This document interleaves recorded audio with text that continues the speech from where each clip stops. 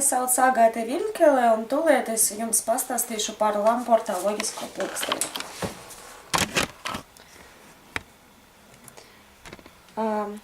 Tas ir algoritms, kurš definē notikumus kārtu sadalīta sistēma. 1970.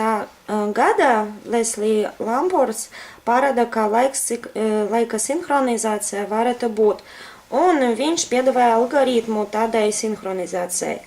Viņš teica, ka absolūta sinhronizācija nav vajadzīga. Ja divi procesi neiedarbojas, tad viens laiks nav vajadzīgs. Dažos gadījumos saskaņots laiks var nebūt nekas kopīgs savā starpā ar astronomisko laiku. Darbības princips procesu sūta ziņas katrs katram, kā arī uz pieprasījumu piekļuve. Piemēram, mums ir daudz izskaitļošanas mezglos datorus, kuri mainās ar ziņām. Vajag uzstādīt kārtību, un šeit ievadas Lamporta pulksteņa funkcija, kura ļaus dažām ziņām noteikt, kura bija iepriekšējā. Un šeit jūs varat redzēt attēlu, kura izmanto Lamporta pulksteņus.